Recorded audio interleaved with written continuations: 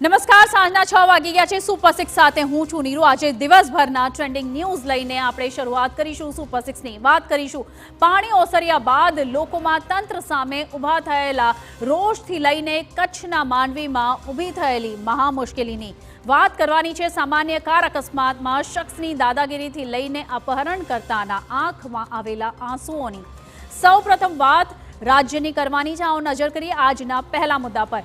વડોદરામાં વિશ્વામિત્રીએ ભયાવહ કહેર વર્તાવ્યો છે। ઠેર ઠેર તારાજી સર્જી છે, પરંતુ હવે સ્થિતિ થાળે પડી રહી છે। શાસક અને અધિકારીઓ વિસ્તારની મુલાકાત લે છે, પરંતુ લોકોમાં અતિશય ગુસ્સો છે। કોને કોને પ્રજાના ગુસ્સોનો ભોગ બનવો પડ્યું છે તે જોઈશું। બીજા મુદ્દામાં વાત છે કચ્છના માંડવીમાં આવી પડેલી આકાશી મુસીબતની।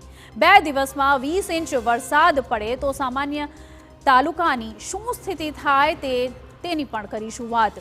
ત્રીજા મુદ્દામાં વાત કરવાની છે અસના વાવાઝોડાએ વધારેલા ડરની। સૌરાષ્ટ્ર અને કચ્છને લઈને એલર્ટ જાહેર કરાયું છે, તો થોડી રાહતની વાત એ પણ છે કે વાવાઝોડું નબળું પડી જશે।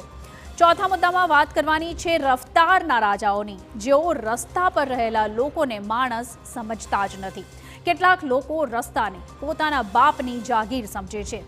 પાંચમા મુદ્દામાં વાત કરીશું એવા અમીરજાદાની, જેણે એક સામાન્ય અકસ્માતમાં કેબ ડ્રાઈવરને એવો પછડાટ આપ્યો કે તેને મગજમાં ઈજા પહોંચી છે।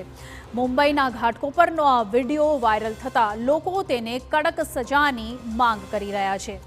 અને સુપર 6માં અંતમાં વાત કરીશું એક એવા કિડનેપરની, જેણે 14 મહિના પહેલા બાળકનું અપહરણ કર્યું હતું। પોતે પકડાઈ ગયો, પરંતુ જ્યારે પોલીસે માતા પિતા ને બાળકને સોંપ્યું ત્યારે બાળક અને કિડનેપર બંને જ રડી પડ્યા। કેમ? વિગતે કરીશું વાત।